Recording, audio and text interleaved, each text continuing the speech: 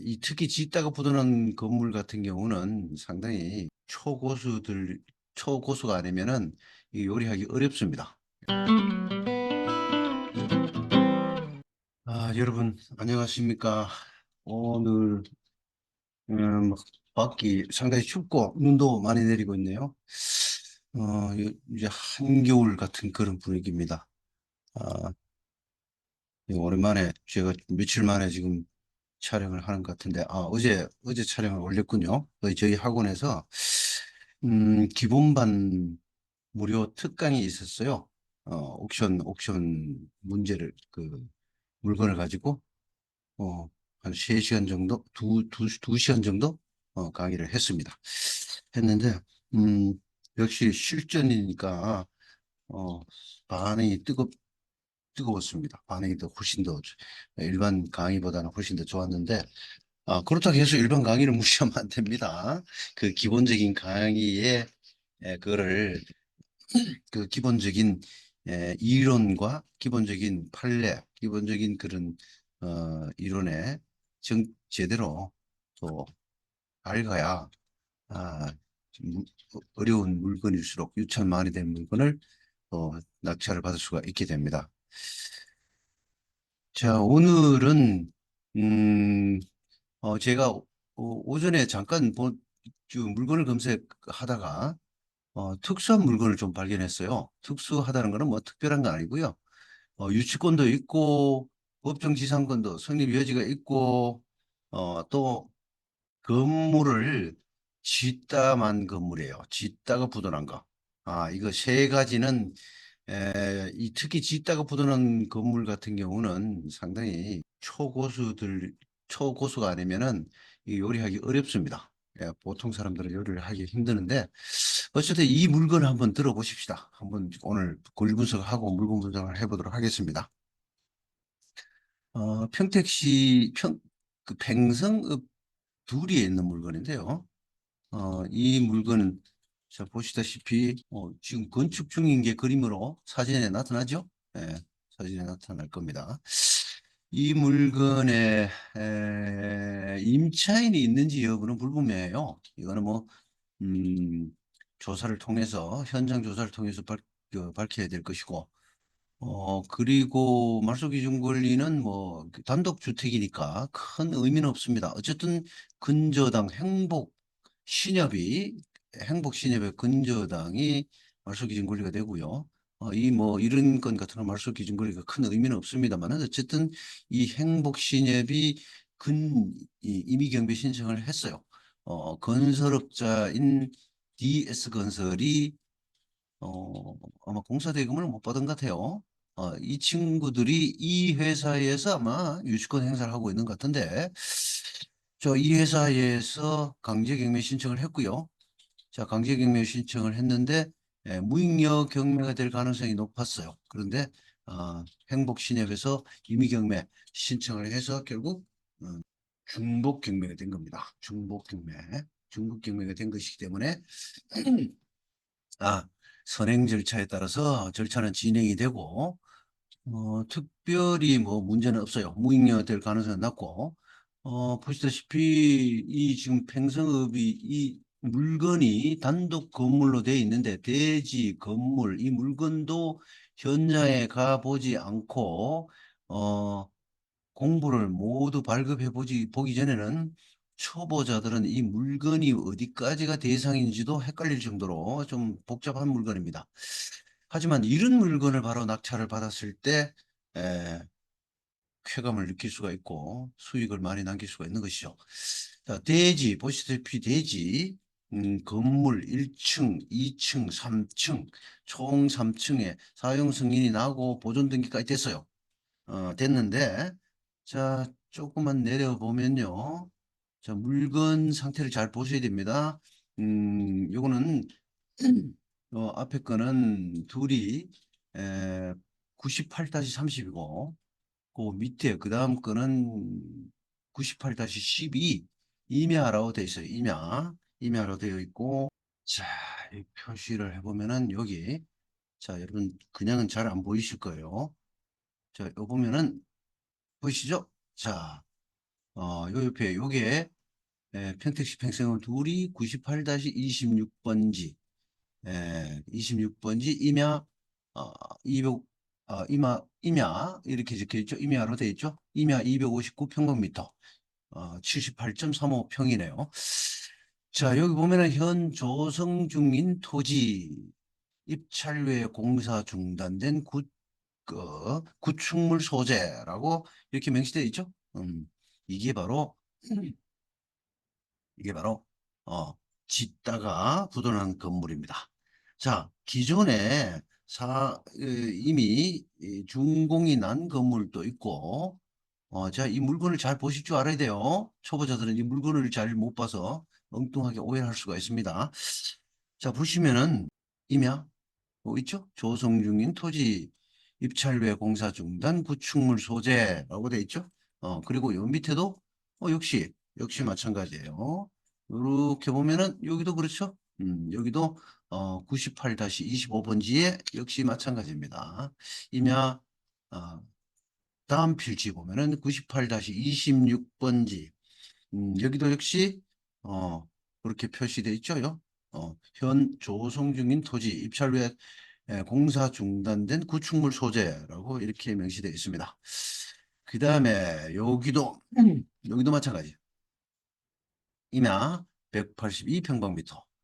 현 조성 중인 토지를 아마 대지적으로 조성 중인 중임을 알 수가 있습니다. 그 다음에 도로가 77.74평, 77.74평.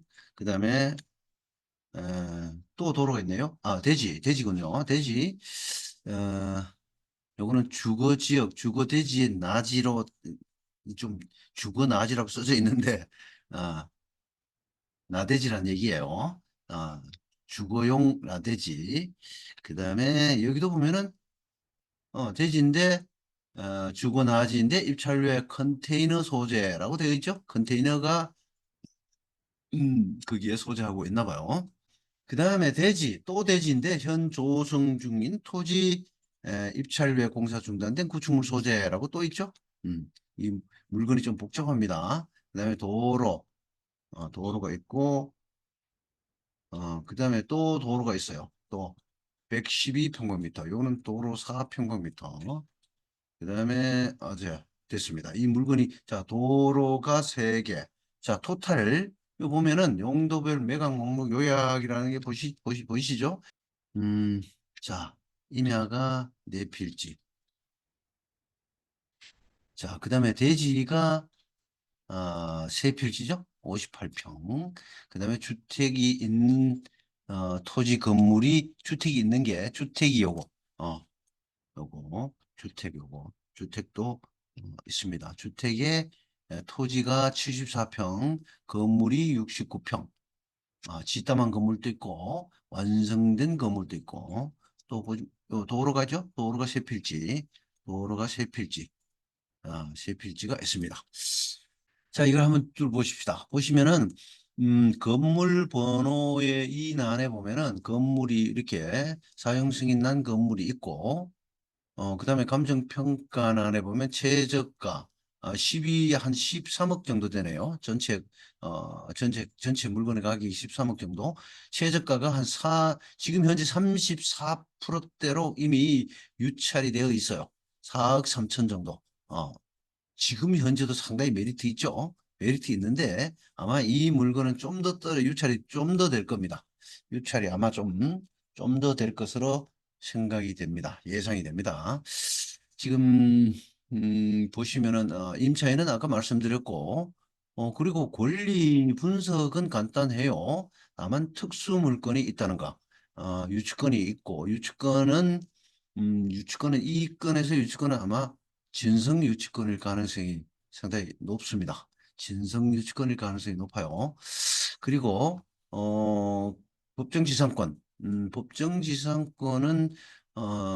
그렇게 신경을 쓰지 않으셔도 됩니다. 왜 그러냐면은 제가 여기서는 이 유튜브 상에는 그 얘기를 디테일하게 할 수가 없어요. 너무 양이 많아서. 법정지상권은 김태건의 부동산 경매학원, 부동산 경매학원에서 심야반에서 유치권과 법정지상권을 다루는데 그때 자세히 말씀을 드리도록 하겠습니다. 혹시 시간이 되시는 분은 그 시간대에 참여하셔서 공부를 하실 수 있으면 참 좋겠다는 생각이 들고요.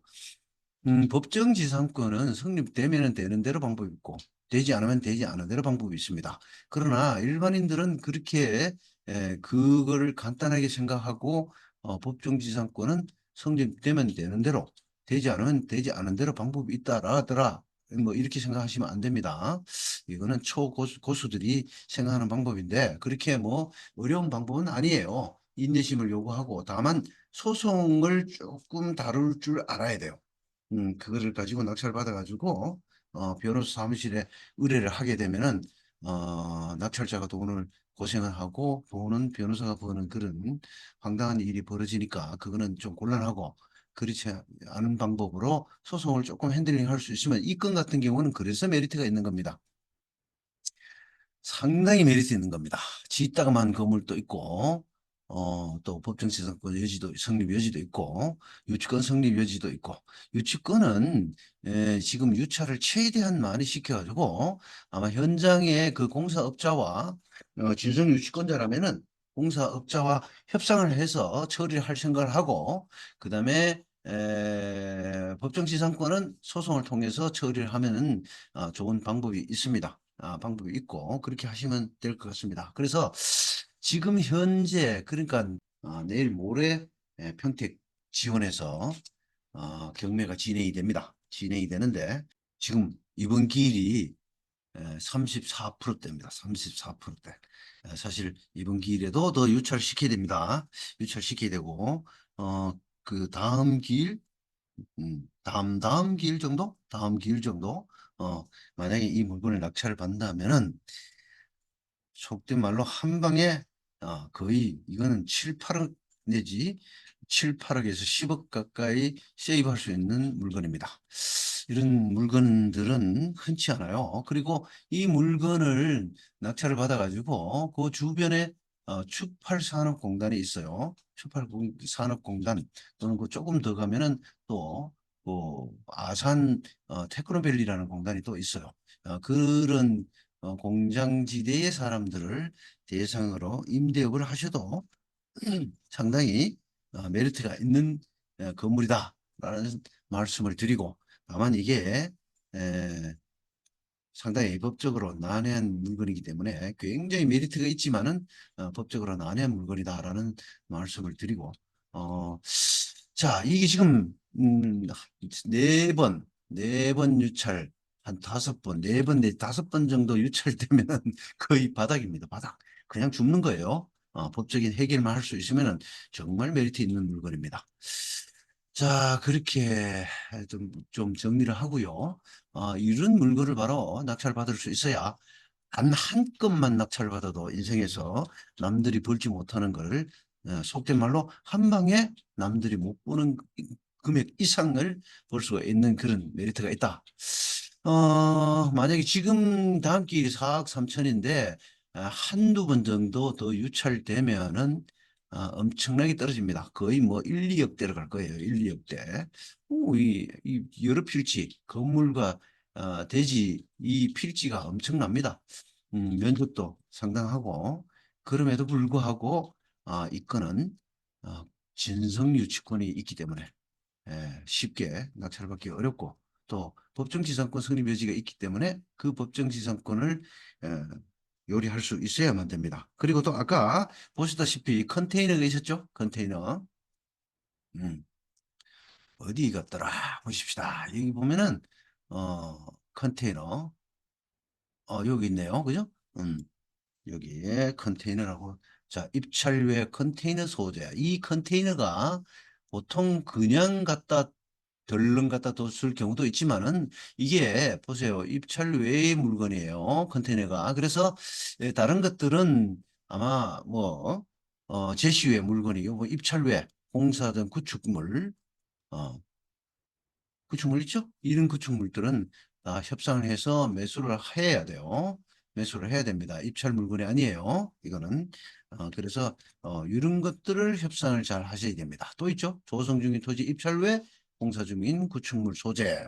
이거를 낙찰 대상이 아니기 때문에 이거는 아마 이건 물건을 많이 유찰될 뿐만 아니라 여기에 바로 법정지상권이 성립 여지가 있다는 얘기입니다. 자, 이것은 몇 번 유찰을 한두 번 더 유찰을 거친 다음에 낙찰을 받아서 유치권을 협상을 통해서 해결하고, 유치권은 거의 진성 유치권일 가능성이 상당히 높아요. 물론 현장을 가서 증거를 확보하면은 제가 제 심화반 강의 시간 때 디테일하게 말씀을 보통 강의를 합니다만은, 이 물건의 공사업자가 설사 진성공사업자, 진성유치권 공사를 진짜 공사를 한 사람이라고 하더라도 유치권이 성립되지 않을 수가 있어요. 만약 그래 된다면은 그럼 뭐 그 증거를 확실하게 확보해서 유치권자와 한판 재판을 붙어서 승소를 받으면은 유치권 배척하면 돼요. 그러면 더더욱 수익을 더 많이 남기게 되고요. 법정지상권이 그거는 성립이 되든 되지 않든 소송을 통해서 요구를 하면 됩니다. 그 방법은 제가 둘 다 유치권과 법정지상권은 심화 반 시간대 디테일하게 말씀드리기로 약속을 하고요. 오늘은 여기서 이 물건이 상당히 좋은 이와 같은 물건을 바로 핸들링 할 수 있을 때 바로 고수급 이상, 고수 내지는 초고수가 될 수 있다. 라는 말씀을 드리면서, 자, 아쉽게도 이 유튜브의 한계점입니다. 유튜브를 디테일하게 어떻게 설명하기가 쉽지가 않습니다. 그래서 여기까지 말씀드리고, 나머지는 저와 또 인연이 되면은 유치권과 법정지상권에 대한 특수물권, 그리고 그 나아가서 뒷담한 물건 같으면 부합물이 될 수가 있습니다. 이 부합 이론, 이런 것들은 특수반 내지는 심화반에서 강의를 자세히 말씀드리기로 하고요. 아까 컨테이너 그 부분에는요. 컨테이너는 음, 이거는 만약에 컨테이너가 땅에 견고하게 부착되지 않았다면은 그냥 수거 소송을 하면 돼요. 그런데 만약에 그게 컨테이너가 땅에 견고하게 부착해서 어떻게 공사의 집으로 견고하게 부착해서 한다면은 그것은 뭐 또 지상물 철거 소송을 할 수도 있습니다. 어쨌든 그것은 뭐 그렇게 문제되지 않아요. 법정지상권 성립 여지 있든 없든 그때 소송을 한번 할 기회가 있으면은 동시에 처리를 하면 될 겁니다. 컨테이너도. 자, 오늘은 여기까지 하고요. 또 다음 시간에 찾아뵙도록 하겠습니다. 감사합니다. 안녕히 계십시오.